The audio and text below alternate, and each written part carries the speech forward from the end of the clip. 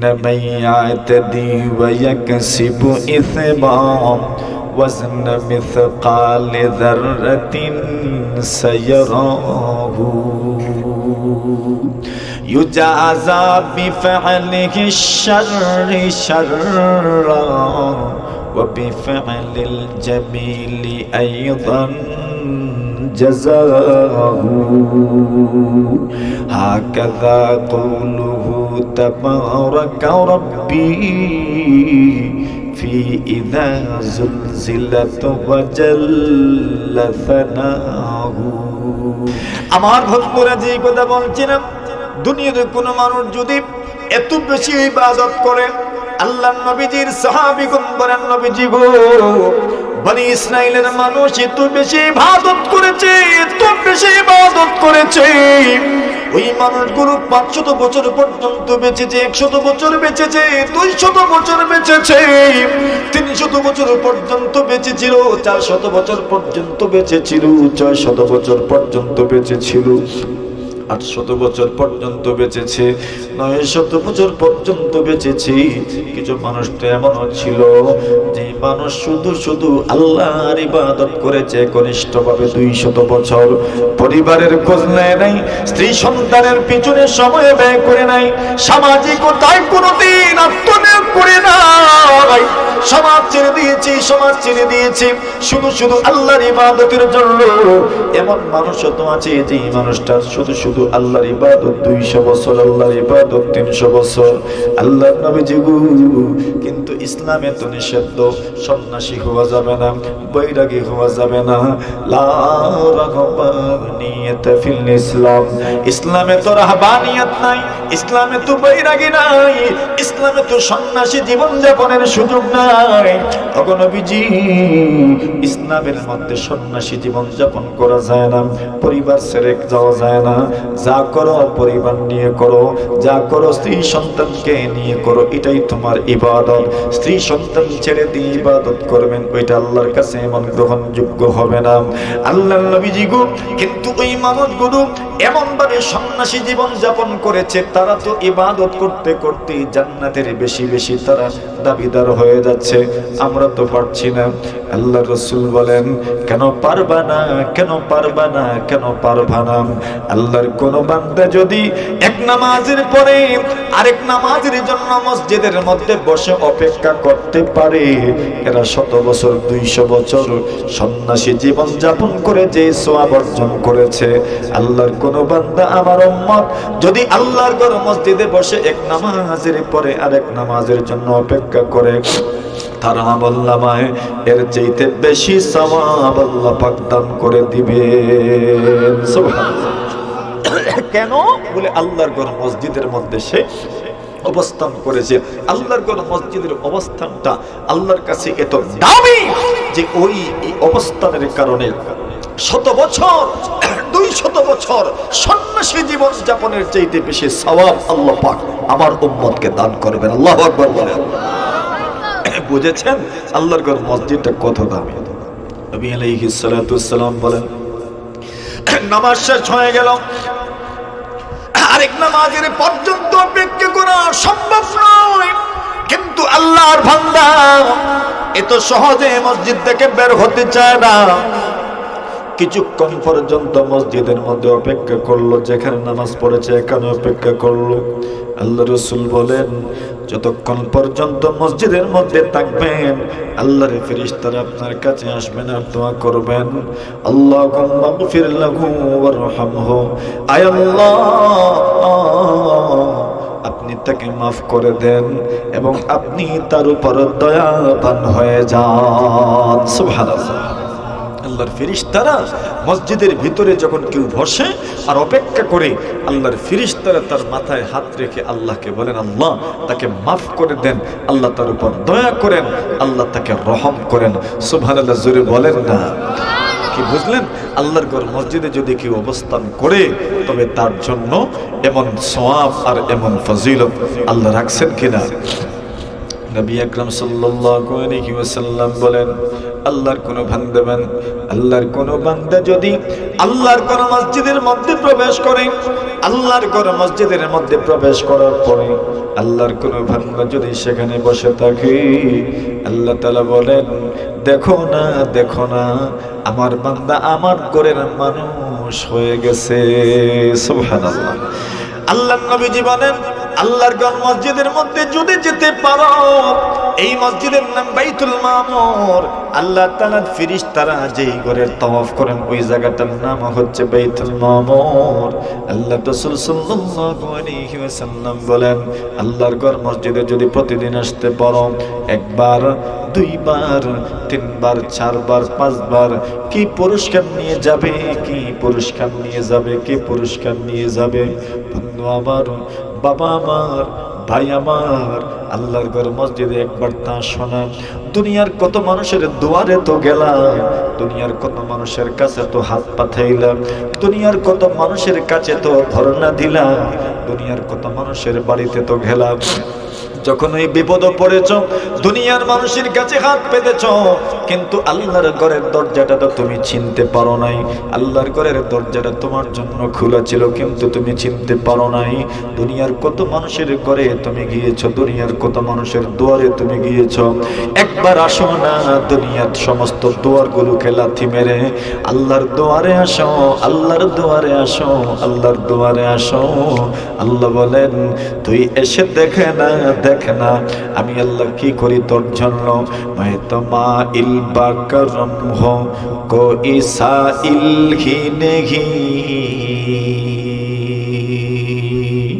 मैं तो माइल बाकरम हो कोई साइल ही नहीं, राह दिखलाए कैसे रागरूब मंजिल ही नहीं, राह दिखलाए कैसे रागरूब मंजिल ही नहीं।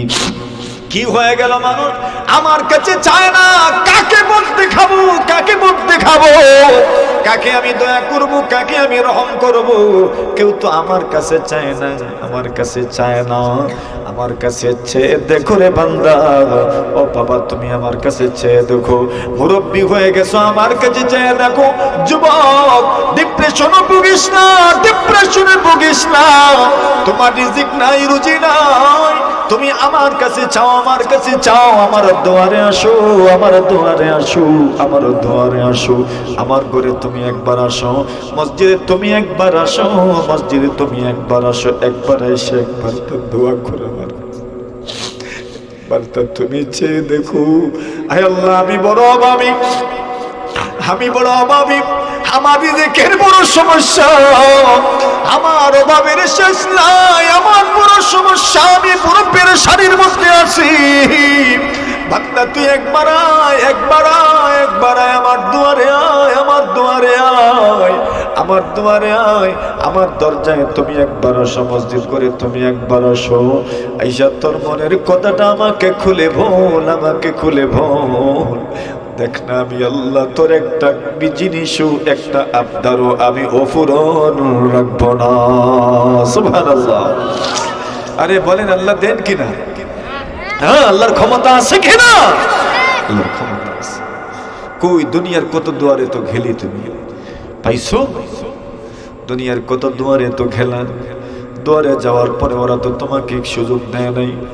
আল্লাহর নবীর আমল, আল্লাহর নবী যেহেতু এমন চিনেন, আপনার মতো আমার মতোই তো মানুষ চিনেন, কিন্তু মর্যাদার ক্ষেত্রে আল্লাহ এমন উপরে রাসূলকে নিয়েছেন দরা ছোঁয়ার বাহিরে, দরা ছোঁয়ার বাহিরে। সুবহানাল্লাহ বলেন।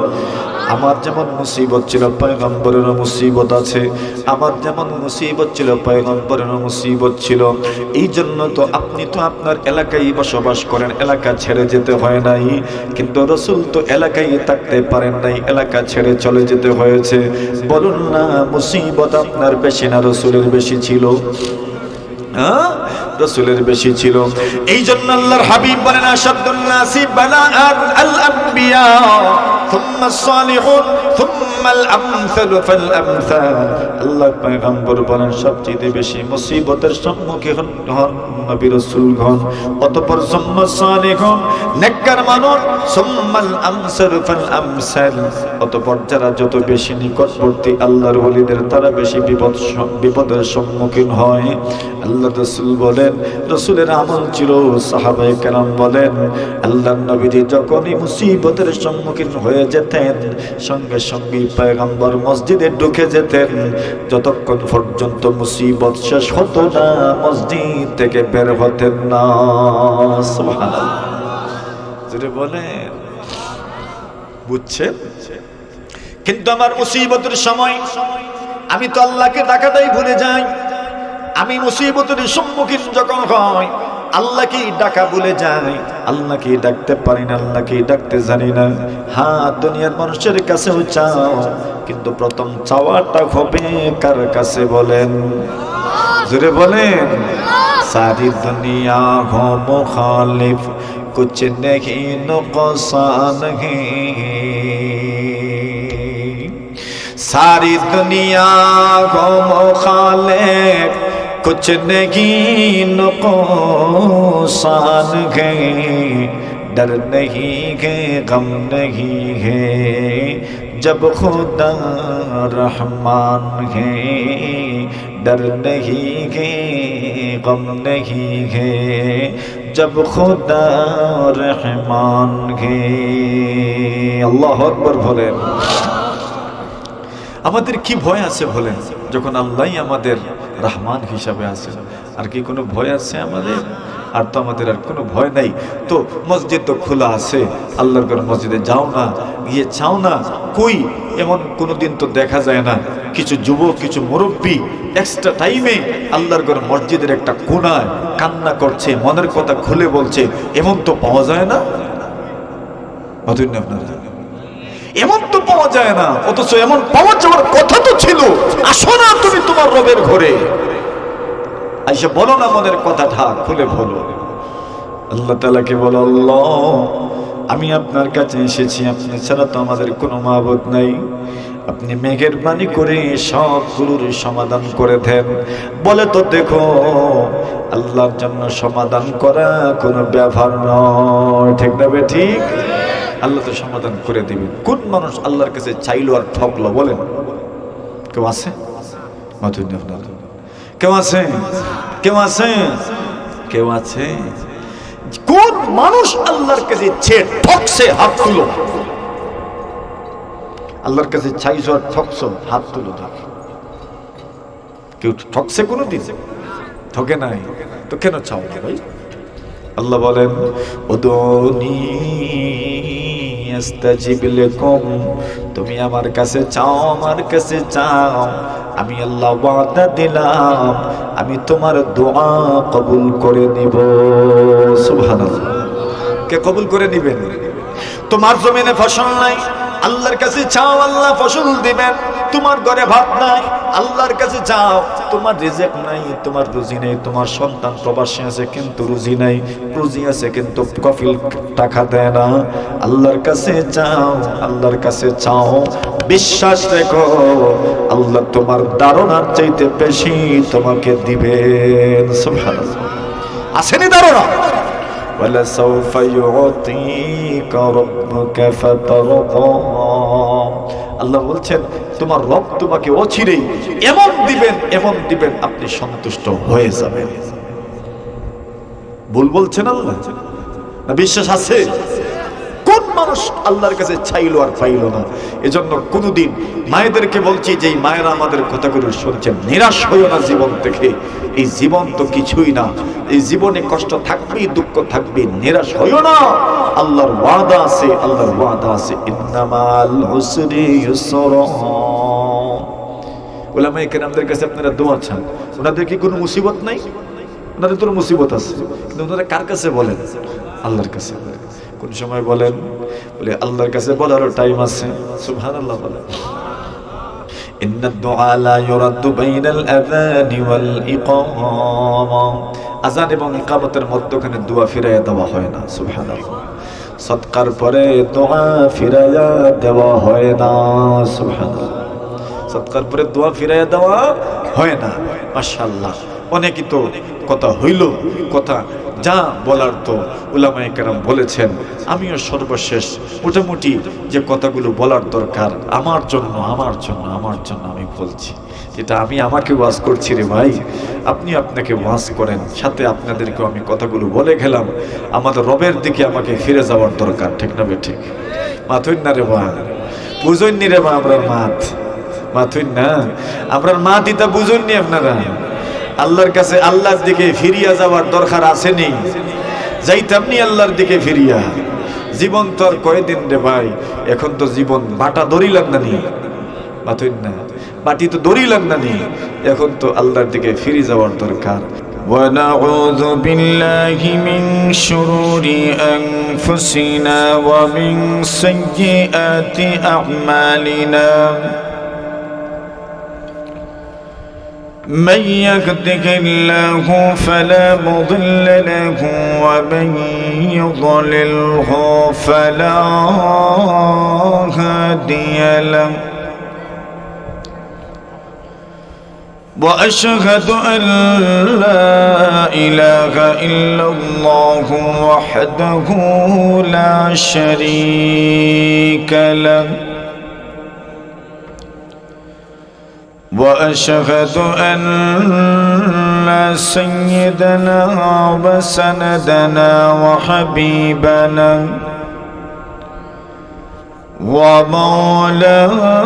ومولانا محمدا عبده ورسوله الذي أرسله الله تعالى إلى كافة الناس بشيرا ونذيرا وداعيا إلى الله بإذنه وسراجا منيرا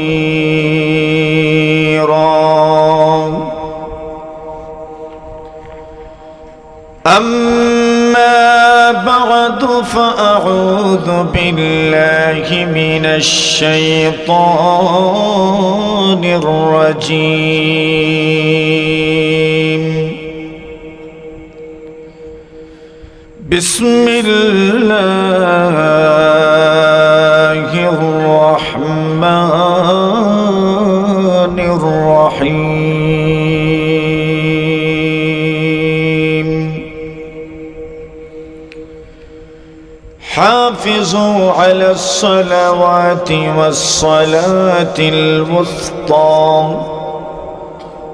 وقوموا لله قانتين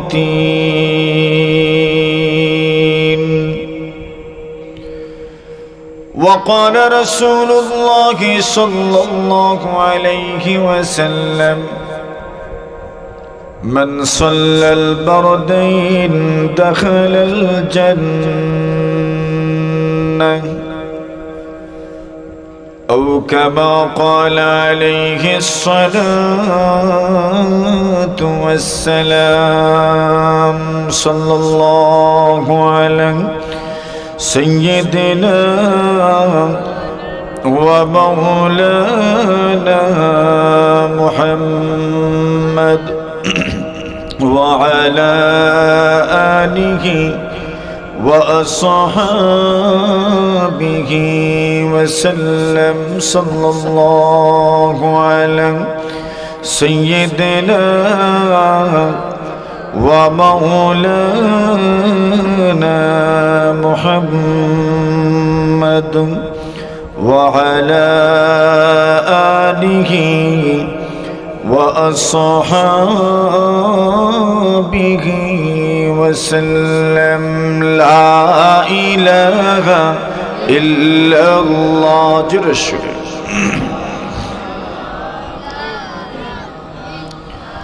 لا إله إلا الله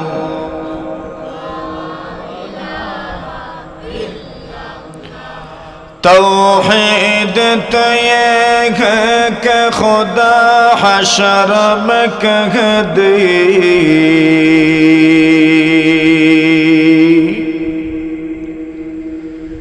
तौहीद तो ये है कि खुदा हशर में कह दे,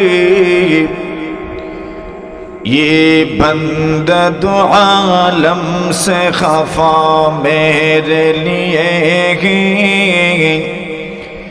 ये बंदा दो आलम से खफा मेरे लिए है। ला इलाहा इल्लल्लाह, ला इलाहा इल्लल्लाह। ज़बान खुले मोहब्बत रशद, ला इलाहा इल्लल्लाह,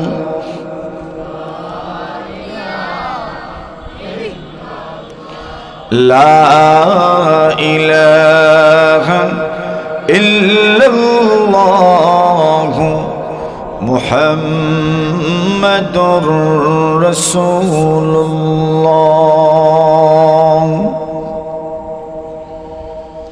ঐতিহ্যবাহী অঞ্চল কুতুবখানি বাইতুল মামুর জামে মসজিদ বানিয়াচং হবিগঞ্জের উদ্যোগে আয়োজিত অধ্যক্ষার 26শে অক্টোবর 2025 পঞ্চম বার্ষিক ওয়াজ মাহফিলের সম্মানিত সভাপতি মুআজ্জাজ মুকাররম হযরত উলামায়ে কেরাম, মুরব্বিয়ান সাহেবান, যুবক ভাইরা, পর্দার আড়ালে অবস্থানরত অত্যন্ত শ্রদ্ধেয় সম্মানিতা মা ও বোনেরা, আল্লাহ পাক রব্বুল আলামিনের অসংখ্য অগণিত শুকরিয়া আদায় করছি, যিনি আপনাদের সকলের প্রিয় স্থান, পৃথিবীর সর্বোৎকৃষ্ট স্থান বাইতুল মামুর জামে মসজিদের উদ্যোগে আয়োজিত বার্ষিক মাহফিলের সমাপনী অধিবেশনে আমাদেরকে এখানে সমবেত হয়ে কোরআন ও সুন্নাহের আলোকে কিছু কথা বলার ও শোনার জন্য কবুল করেছেন। এজন্য আমরা সকলেই শুকরিয়া জ্ঞাপন করছি। আমরা সকলেই পড়ি আলহামদুলিল্লাহ। আমার বয়ানের পূর্বে আমাদের সিলেটের, বিশেষ করে আপনাদের হবিগঞ্জের অত্যন্ত খ্যাতিমান আলোচক, এটা কি করে এখানে কি তোমাদের ওটা তোমরা আলাদা হও, আলাদা হও তোমরা, এদিকে আসো, এখানে আসো।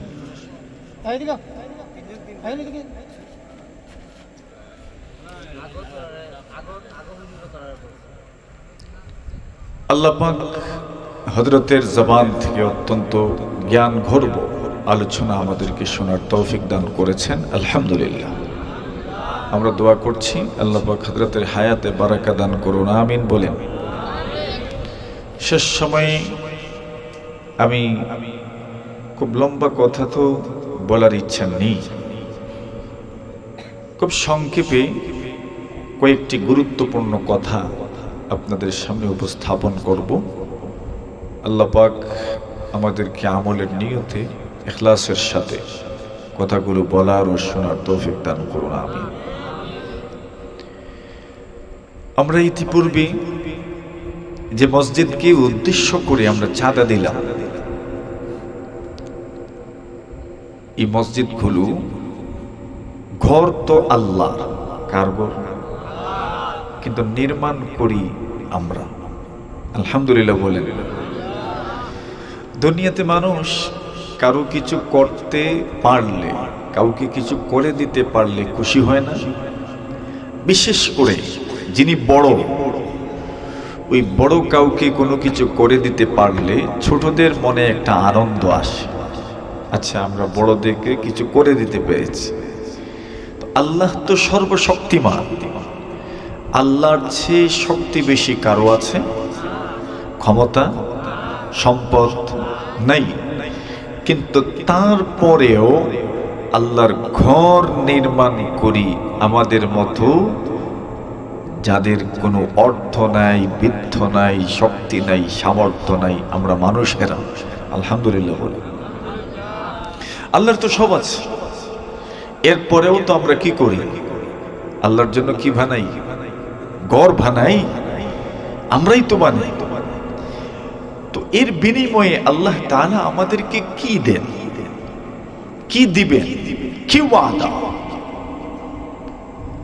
জনাবে রাসূল আকরাম সাল্লাল্লাহু আলাইহি ওয়াসাল্লাম যখন প্রথম মদিনা আসলেন, আসার পরে এসেছিলেন যে উদ্দেশ্যকে সামনে রেখে একটা নতুন সমাজ গঠন করবে,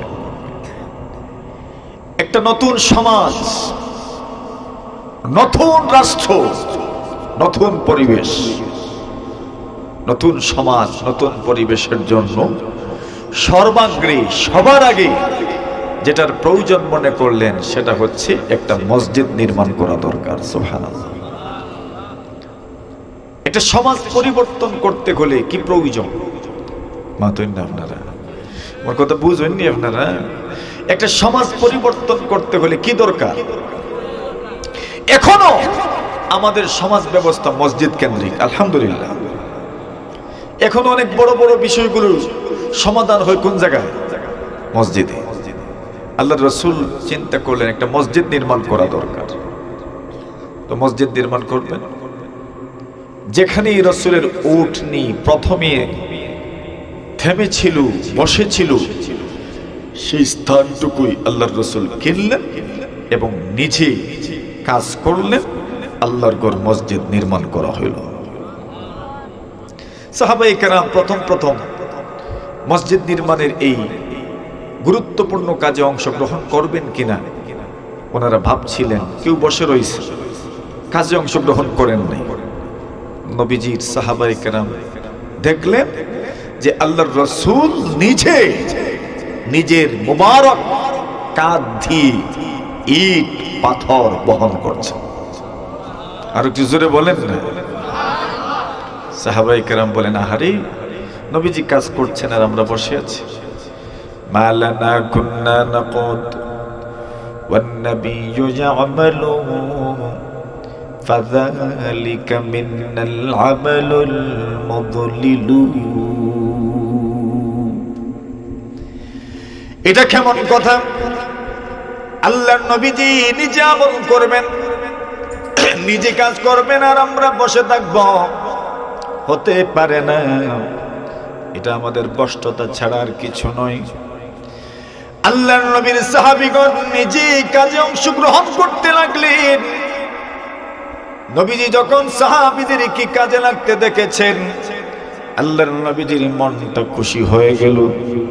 নবীজি দোয়ায় হাত তুললেন, আল্লাহ মেহেরবানি করেন, আল্লাহ আমার সাহাবীরা যারা মক্কা থেকে হিজরত করে মদিনা এসেছেন এবং যারা মদিনায় অবস্থান করছেন, সবাই মিলে মসজিদ নির্মাণের কাজে অংশগ্রহণ করেছেন।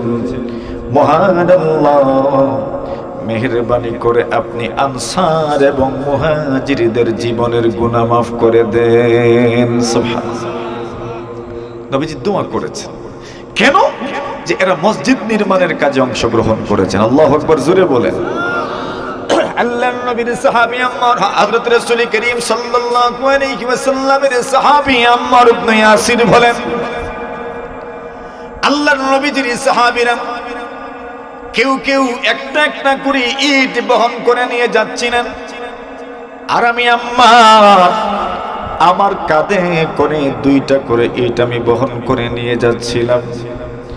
আল্লাহর নবী বিশ্ব নবীজি আমার মাথার দিকে চেহারা এবং কাঁধ, পুরোটা শরীর আমার ধুলায় দূষিত হয়ে গেছে। আমার পুরোটা শরীরে ধুলা লেগে আছে। আল্লাহর নবীজি বিশ্ব নবীজি ওনার মোবারক হাত দিয়ে আমার শরীর থেকে, আমার মাথা থেকে, আমার মুখমণ্ডল থেকে, আমার শরীর থেকে বালু মুছেন, ধুলা মুছেন আর বলেন, এরে আম্মার, যে মানুষের শরীরে আল্লাহর রাস্তার ধুলা বালু লাগে, ওই মানুষের শরীরটা জাহান্নামের আগুন জ্বালাতে পারে না। সুবহানাল্লাহ। যেই মানুষের শরীরে মসজিদ নির্মাণের কাজে অংশগ্রহণ করা সেটাও আল্লাহর রাস্তা। যেই ব্যক্তির শরীরে আল্লাহর রাস্তার ধুলা ভালো লাগবে তার শরীরকে জাহান্নামের আগুন জ্বালাবে না। জোরে বলেন না সুবহানাল্লাহ। আল্লাহর হাবিব সাল্লাল্লাহু আলাইহি ওয়াসাল্লামের সাহাবী হযরত উসমান ইবনে আফফান রাদিয়াল্লাহু তাআলা আনহু আল্লাহর ঘরটাকে সাজাইলেন, সুন্দর করে বানাইলেন। লোকজন প্রশ্ন তুলল, উসমান ইবনে আফফান রাষ্ট্রীয় কোষাগার থেকে মসজিদ নির্মাণ করছেন, এত টাকা ব্যয় করার কি প্রয়োজন ছিল? উসমান ইবনে আফফান বলেন, না, আমি রাষ্ট্রীয় কোষাগার থেকে আল্লাহর ঘর মসজিদ সুন্দর করে নাই। আল্লাহ আমি উসমানকে অনেক দিয়েছেন, অনেক সম্পদের মালিক বানিয়েছেন। আমি উসমান আল্লাহর দেওয়া সম্পদ থেকে আল্লাহর ঘর মসজিদ নির্মাণের জন্য ব্যয় করেছি। আল্লাহর ঘর মসজিদকে আমি সাজাচ্ছি। কেন জানোনি? আল্লাহর নবীজির জবান থেকে আমি শুনেছি, রাসূল বলেছেন, আল্লাহর কোন বান্দা বান্দি যদি আল্লাহর ঘর মসজিদ বানায়, আল্লাহ তাআলা তার জন্য কি রেখেছেন? পয়গম্বর বলেন, জান্নাতের মধ্যে তার জন্য মহান আল্লাহ পাক সুন্দর সুন্দর বাগান বাড়ি আল্লাহ তার জন্য রেখেছেন। সুবহানাল্লাহ। আরে মূল বাড়ি নয়, মূল বাড়ি তো আল্লাহ পাক আপনাকে দিবেন, আমাকেও দিবেন। কিন্তু নবীজি বলেন, কোন মানুষ যদি মসজিদ বানায় ইয়াবতাগি বিহা ওয়াজহাল্লাহ, আর আল্লাহর ঘর মসজিদ নির্মাণের জন্য যদি আল্লাহকে সন্তুষ্ট করা তার উদ্দেশ্য হয়, আল্লাহর পয়গম্বর বলেন তার জন্য মহান আল্লাহ জান্নাতের মধ্যে বাগান বাড়ি রেখেছেন। সুবহানাল্লাহ। বাগান বাড়ি বুঝেননি? নিজের ঘর তো আছে, এক্সট্রা ঘর বাগান বাড়ি আল্লাহ পাক আপনার জন্য রাখবেন। মনে মনে আপনাদের প্রশ্ন জাগবে, হুজুর একটা মসজিদ নির্মাণ করা তো আমার পক্ষে সম্ভব নয়। আল্লাহর হাবিব সাল্লাল্লাহু আলাইহি ওয়াসাল্লাম বলেন, সাগীরান কানা আও কাবীরা, উম্মত দুনিয়ার কোন মানুষ যদি আল্লাহর ঘর মসজিদ বানায়, ওই মসজিদটা ছোট হোক আর বড় হোক, ছোট হোক আর বড় হোক, আল্লাহর নবী বলেন আল্লাহ তার জন্য জান্নাতের মধ্যে একটা বাগান বাড়ি বানাবেন। ছোট বলতে কত ছোট? মুসান্নাফ ইবনে আবি শায়বার মধ্যে বর্ণনা আছে, আল্লাহর রাসূল বলেন, কোন মানুষ যদি ছোট্ট পাখির পিঞ্জিরার মতো যদি মসজিদ বানায়, ছোট্ট একটা পাখির পিঞ্জিরা, ওই পিঞ্জিরার ভিতরে কেউ কি সিজদা করতে পারবে না? না, সিজদা করতে পারবে না। তবে আল্লাহর পয়গম্বর বলেন, ওয়ালাউ কামা ফাসিকাতান, দুনিয়ার কোন মানুষ যদি চড়ুই পাখির পিঞ্জিরার মতো যদি একটা মসজিদ বানায়, চড়ুই পাখি কত বড় পাখি, দোয়েল পাখি কত বড় পাখি, ছোট্ট পাখি, রাসূল বলেন কেউ যদি ছোট্ট একটা পাখির মতো পিঞ্জিরাও বানায়, পিঞ্জিরার মতো মসজিদ যদি বানায়, আল্লাহর রাসূল বলেন, ও উম্মত, আল্লাহ তোমার জন্য তার জান্নাতের মধ্যে বাগান বাড়ি বানাবেন। সুবহানাল্লাহ। জোরে বলেন, বুঝছেন কিছু? ছোট্ট থেকে ছোট্ট, যত ছোটই হোক না কেন। হাফিজ বদরুদ্দিন আইনি রাহিমাহুল্লাহু তাআলা উমদাতুল কারির মধ্যে লিখেন, এ উম্মত দুনিয়ার কোন মানুষ যদি রাজমিস্ত্রির কাজ করে, আল্লাহর কোন মসজিদ নির্মাণের কাজে যদি অংশগ্রহণ করে, সে যদি যে কোনোভাবে আল্লাহর ঘর মসজিদ নির্মাণে একটু সময় দেয়, তার দিনের বেলা 10টায় আসে, 6টায় ছুটি হয়, কিন্তু আল্লাহর ঘর মসজিদ মনে করে 10টা মিনিট সময় বেশি কাজ করলো, 1 ঘন্টা সময় বেশি কাজ করলো, আল্লাহর হাবিব বলেন তার জন্য জান্নাতের মধ্যে মহান আল্লাহ পাক বাগান বাড়ি বানাবেন। সুবহানাল্লাহ। কেন? কিছু সময় আল্লাহর বান্দা বেশি কাজ করেছে। আল্লাহু আকবার, জোরে বলেন। আল্লাহর হাবিব সাল্লাল্লাহু আলাইহি ওয়াসাল্লাম, ওনার যুগে একজন মহিলা এমন ছিলেন, কোন বর্ণনায় পাওয়া যায় মহিলা না পুরুষ ছিলেন, যিনি আল্লাহর ঘর মসজিদ ঝাড়ু দিতেন। আল্লাহর ঘর মসজিদ ঝাড়ু দেওয়ার তৌফিক হইছে নি কোনদিন? মাশাআল্লাহ, হইছে নি? মজুরে কোন না, দেখি না আমরা কার কার হয়েছে, হাতটা তুলেন দেখি। আল্লাহর ঘর মসজিদ, মাশাআল্লাহ, নারে তাকবীর, আল্লাহ কবুল করুক, আমিন বলেন। ছোটবেলায় তো সকলেই মোটামুটি ঝাড়ু দিছে, বড় হওয়ার পরেও ঝাড়ু দিয়ে আল্লাহর ঘর মসজিদ যদি সুযোগ হয় কিয়ামতের দিবসে কি বলবেন আল্লাহকে? বলতেও তো পারেন আল্লাহ কোনো আমল তো আমার নাই, তবে আপনার ঘর মসজিদ আমি ঝাড়ু দিয়েছি। পারবেন না? আল্লাহর বান্দা মসজিদ ঝাড়ু দিতেন, আল্লাহর ঘর মসজিদ ঝাড়ু দিতেন, বড় তৃপ্তি লাগত। আল্লাহর হাবিব সাল্লাল্লাহু আলাইহি ওয়াসাল্লামের সাহাবী আল্লাহর ঘর মসজিদ ঝাড়ু দেন, খুব কালো ছিলেন, কৃষ্ণাঙ্গ ছিলেন, দেখতে সুন্দর নয়, কেউ ওনাকে ঘনায় ধরত না, তেমন কোনো মর্যাদাও ছিল না।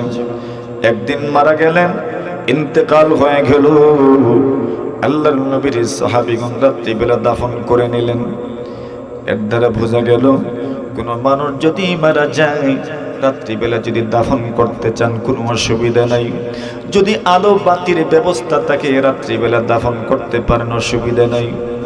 ইমামে বুখারী রাহিমাহুল্লাহু তাআলা অধ্যায় আনছেন বাবু আদ-দাফনু লাইলান, রাত্রিবেলা যদি দাফন করতে চাও কোনো অসুবিধা নাই।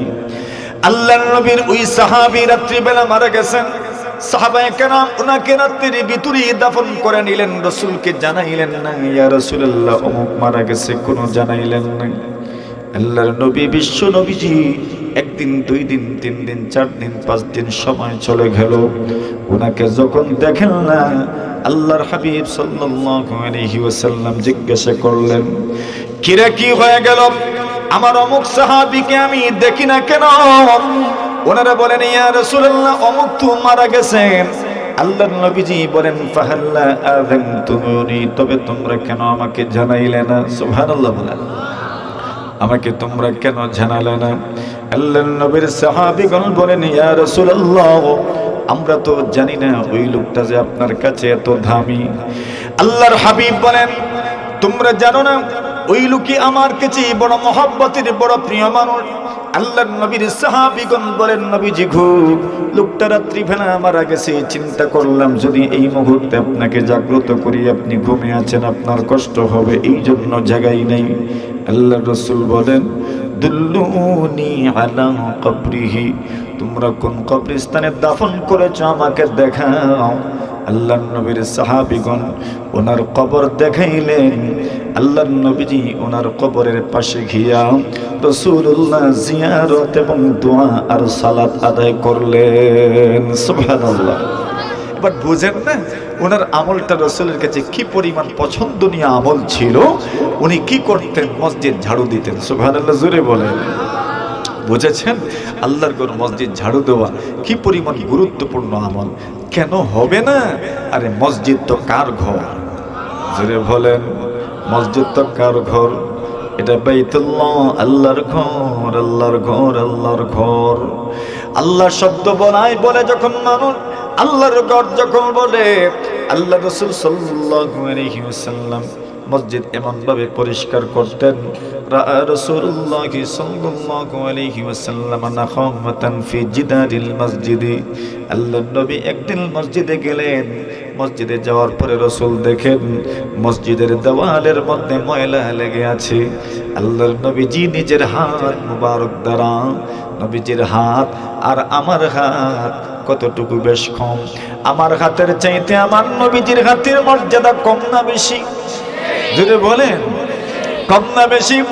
আনাস ইবনে মালিক রাদিয়াল্লাহু তাআলা আনহু বলেন, মা মাসিস্তু খাজ্জান ওয়ালা হারিরান ওয়ালা দিবাজাম আলিয়ানা মিন কাফি রাসূলিল্লাহি সাল্লাল্লাহু আলাইহি ওয়াসাল্লাম। আনাস ইবনে মালিক বলেন, আল্লাহর জমিনে আমার পয়গম্বরের হাতের চাইতে মোলায়েম কোন জিনিস আমি আল্লাহর জমিনে দেখি নাই। জোরে জোরে বলেন সুবহানাল্লাহ। এত মোলায়েম হাত। নবীজি যেই জায়গার মধ্যে হাতের ছোঁয়া রাখতেন সেই জায়গাতে আল্লাহ বরকত দিতেন।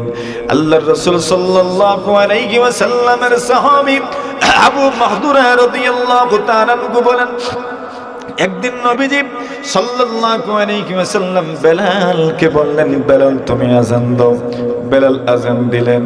উনি যখন আযান দিচ্ছিলেন, আল্লাহু আকবার আল্লাহু আকবার, আশহাদু আল্লা ইলাহা ইল্লাল্লাহ, আশহাদু আল্লা ইলাহা ইল্লাল্লাহ।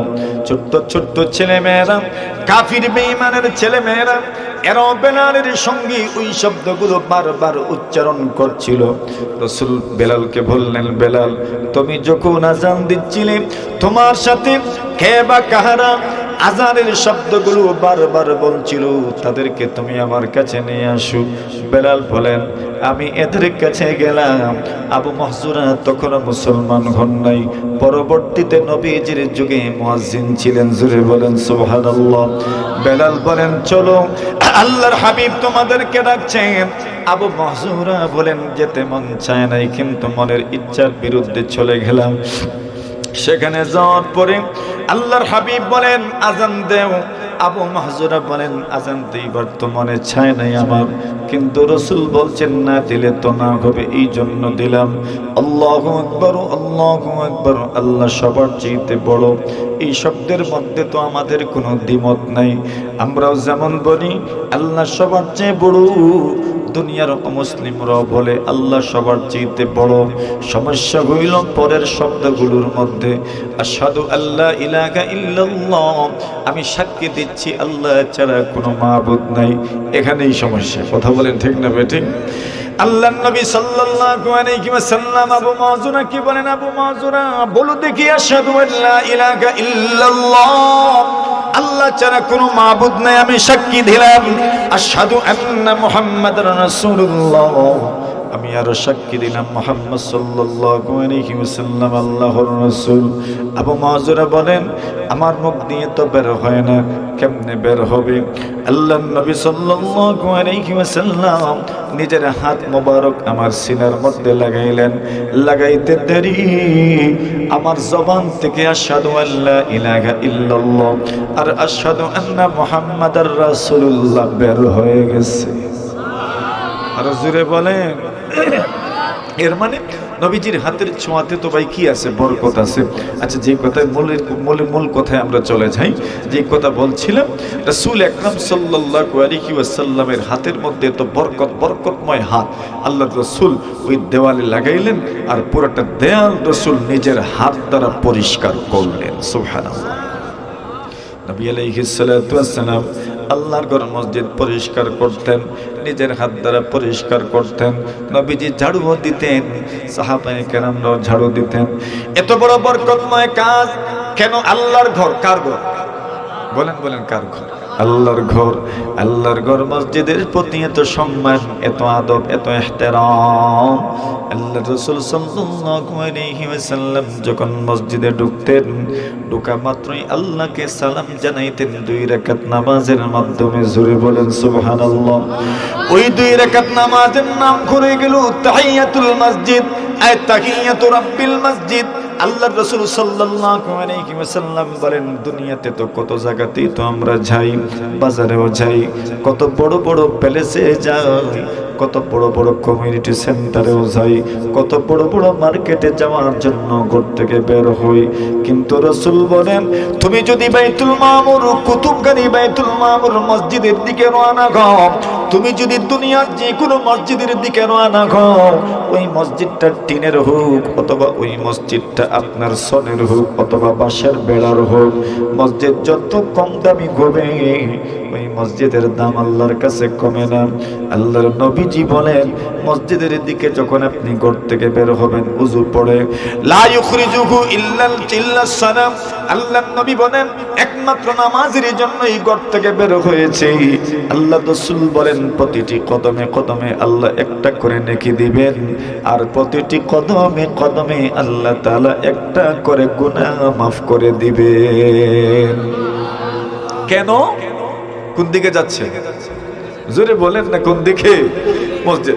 দুনিয়াতে তো এর চাইতে আরো কত উত্তম বিল্ডিং এর দিকেও তো আমরা যাই, কিন্তু প্রতিটি কদমে কদমে গুনাহ মাফ হয়, প্রতিটি কদমে কদমে নেকি লেখা হয়, এমন তো হয় না।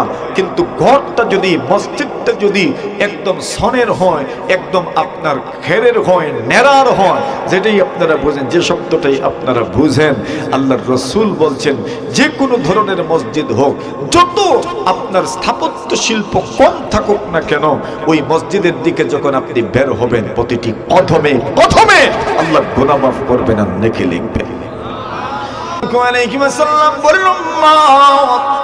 আপনি যখন মসজিদের মধ্যে প্রবেশ করবেন, মসজিদের মধ্যে প্রবেশ করার পরে আল্লাহর সামনে দাঁড়ায় যখন আপনি 2 রাকাত নামাজ আদায় করবেন, নামাজ 2 রাকাতের মধ্যখানে কোনো কথা বললেন না। আল্লাহর নবী বলেন, উম্মত, ওই 2 রাকাত নামাজের কি পরিমাণ দাম? পয়গম্বর বলেন, 2 রাকাত নামাজের কারণে অতীত জীবনে যত গুনাহ করেছেন সবগুলো গুনাহ আল্লাহ মাফ করে দিবেন। সুবহানাল্লাহ। মাত্র কয় রাকাত নামাজের মাধ্যমে? 2 রাকাত নামাজের মাধ্যমে অতীত জীবনের সবগুলো গুনাহ আল্লাহ পাক মাফ করে দিবেন। আল্লাহর হাবিব সাল্লাল্লাহু আলাইহি ওয়াসাল্লাম বলেন, উম্মত, কোন মানুষ যদি আল্লাহর কোন মসজিদের মধ্যে বসে থাকে, এক নামাজের পরে যদি আরেক নামাজের জন্য অপেক্ষা করে, আল্লাহ রাসূল সাল্লাল্লাহু আলাইহি ওয়াসাল্লামকে সাহাবীগণ বলেন, আল্লাহর নবী আগের যুগের উম্মতেরা ছিল, এরা বৈরাগীত্ব জীবন যাপন করত, এরা সন্ন্যাসী জীবন যাপন করত, পরিবার থেকে আলাদা হয়ে যেত, এরা কি পরিমাণ ইবাদত করত এর তো কোনো হিসাব নাই। আল্লাহর বান্দা মুস্তাদরাকে হাকিমের মধ্যে বর্ণনা আসে, আল্লাহর বান্দা ইবাদত করার জন্য ঘর থেকে বের হয়ে গেলেন, একাধারে 500 বছর ইবাদত করেছেন। আল্লাহর বান্দা সমুদ্রের একটা দ্বীপের মধ্যে চলে গেলেন, চতুর্দিকে পানি আর পানি, চতুর্দিকে পানি, বাড়িতে আসতে পারেন না, খাবার দাবারের কোনো ব্যবস্থা নাই, দ্বীপের মধ্যে ইবাদত করেছেন পুরা 500 বছর। আর জোরে বলেন, কত বছর? 500 বছর ইবাদত করেছেন। এবার 500 বছর যদি কেউ ইবাদত করে তো কি মনে করেন? মোটামুটি তো জান্নাত কনফার্ম। জান্নাত তো মনে মনে কনফার্ম না? 500 বছর আমি ইবাদত করলাম, তাও কেমন ইবাদত? লোক দেখানোর কোনো মনোভাব ছিল না, লোক দেখানোর কোনো ইচ্ছা ছিল না, একদম খালিস আল্লাহ তাআলাকে সন্তুষ্ট করার জন্য ইবাদত করেছে। নবী আলাইহিস সালাতু ওয়াস সালাম বলেন, আল্লাহর বান্দা যখন মারা গেলেন, মারা যাওয়ার পরে আল্লাহ পাক বললেন, তুমি আমার দয়া গুণে জান্নাতে প্রবেশ করো। আল্লাহর বান্দা বলে, আল্লাহ বলবি ইবাদতি, আমার ইবাদতের কারণে আপনি আমাকে জান্নাত দেন, আমি তো ইবাদত করতে কম করি নাই, এখনো কেন আপনার দয়া গুণে জান্নাতে যাব? আমার ইবাদতের জোরে আমাকে জান্নাত দেন। আল্লাহ বলেন, এখনো বুঝতে পারো নাই? বলবি ফাদলি, আমার দয়া গুণে জান্নাতে যাও। আল্লাহর বান্দা বলে, আল্লাহ না না, বলবি ইবাদতি, আমার ইবাদতের বিনিময়ে আপনি জান্নাত দেন। আল্লাহ বলেন, না না, বলবি ফদলি, আমার দয়ার বিনিময়ে তুমি জান্নাতে চলে যাও। আল্লাহর বান্দা বলেন, না না, আল্লাহ তাআলা আপনি আমার ইবাদতের বিনিময়ে জান্নাত দেন। আল্লাহ বলেন, সত্যি যদি তুমি ইবাদতের বিনিময়ে জান্নাতি হতে চাও, তবে আমি আল্লাহ তাআলা তোমার সাথে কিছু দর কষাকষি করি। কি দর কষাকষি করব? শুধুমাত্র একটা জিনিসের বিনিময়ে তোমার কাছ থেকে চাইব। আমি আল্লাহ তোমাকে বানাইলাম, এটার বিনিময়ে নিচ্ছি না। তুমি ছোট্ট ছিলে, কিছুই করতে পারতে না। আমি আল্লাহ ওই সময় তোমাকে আকল দিয়েছিলাম, বুদ্ধি দিয়েছিলাম, বিবেক দিয়েছিলাম, ওইটার বিনিময়ে তোমার কাছ থেকে নিব না। বান্দারে, তুমি হাঁটতে পারতে না, তোমার হাত চলতো না, আমি আল্লাহ আস্তে আস্তে তোমার হাতের মধ্যে শক্তি দিলাম, পায়ের মধ্যে শক্তি দিলাম। আমি আল্লাহ পাক এটারও বিনিময় নিব না। আমি আল্লাহ পাক তোমাকে আস্তে আস্তে বড় বানাইলাম, তোমার জ্ঞান আসলো, তোমার বুদ্ধি বাড়লো, তোমার বিবেক বাড়লো, তারও বিনিময় নিব না। তুমি আমার ইবাদত করেছো, আমি তোমাকে রিজিক দিয়েছি, তারও বিনিময় নিব না।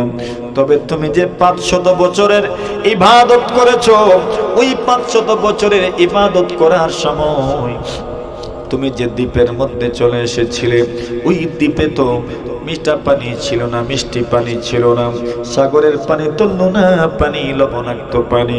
লবণাক্ত পানি যদি হয় পান করা যায় না, আবার লবণাক্ত পানির মধ্যে তো কোনো গাছগাছালিও উদিত হয় না। কথা বলেন ঠিক কিনা? তোমার জন্য কোনো রিজিকের ব্যবস্থা ছিল না, তুমি গিয়ে আনতেও পারতে না, কেউ তোমার কাছে পৌঁছাতেও পারতো না।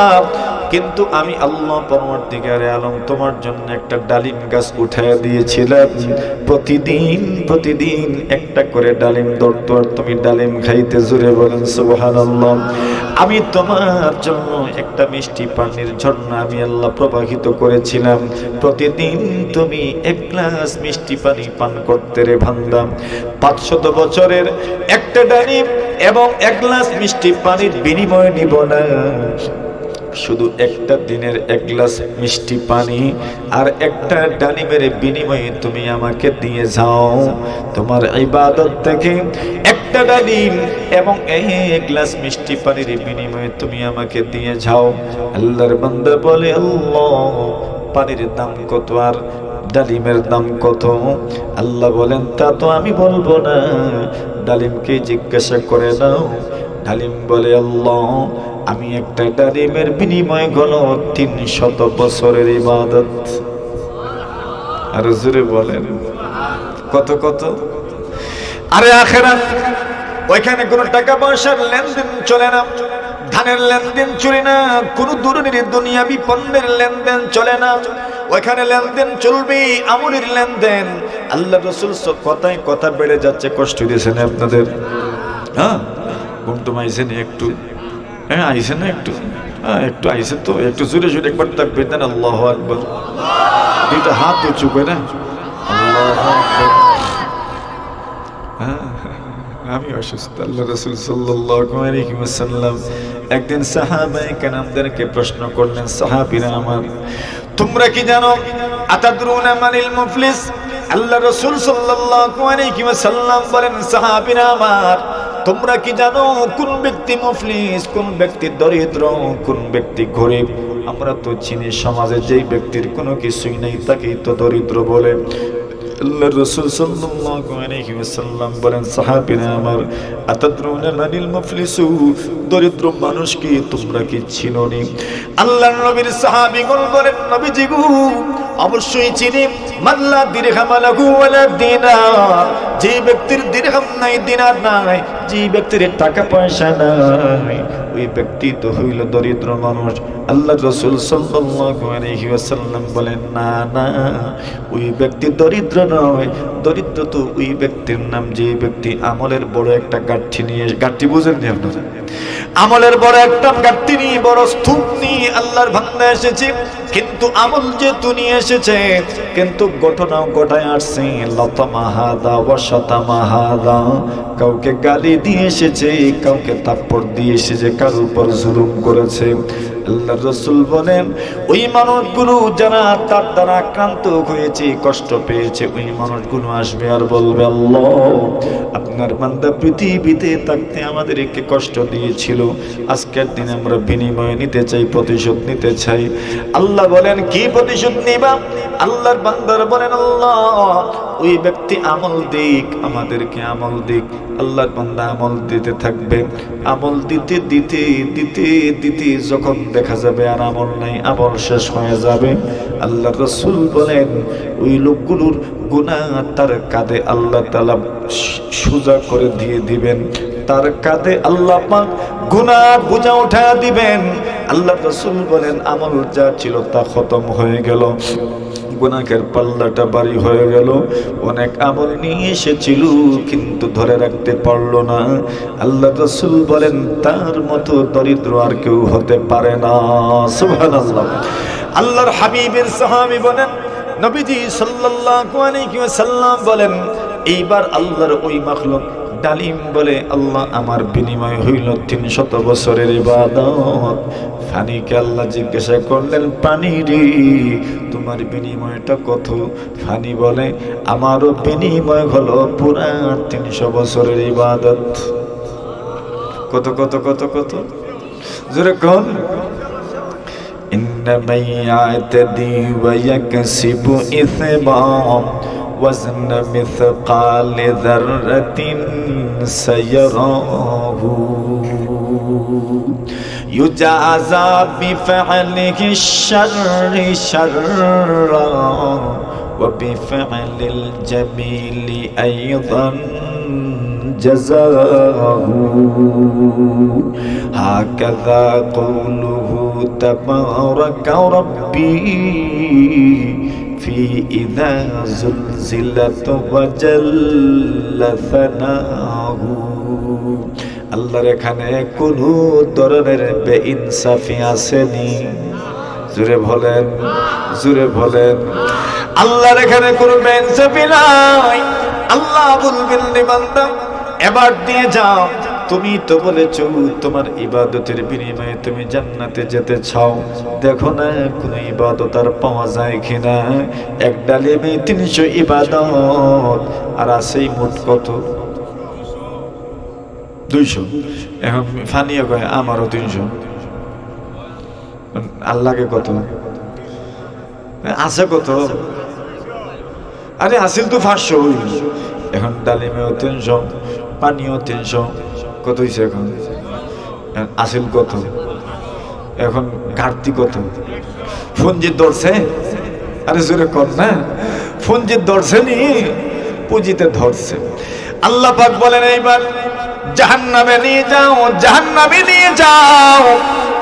আল্লাহর নবীজি সাল্লাল্লাহু আলাইহি ওয়াসাল্লাম বলেন ওই লোকটাকে যখন জাহান্নামের দিকে নিয়ে যাওয়া হবে, আল্লাহর রাসূল সাল্লাল্লাহু আলাইহি ওয়াসাল্লাম বলেন ওই লোকটা আল্লাহর কাছে মাথা নত করবে আর বলবে, আল্লাহ এতদিন বুঝতে পারি না সত্যি আপনার দয়া ছাড়া কেউ জান্নাতে প্রবেশ করতে পারে না। মালিক আজকে বুঝতে পেরেছি আপনার দয়া ছাড়া কেউ জান্নাতে যাবে না।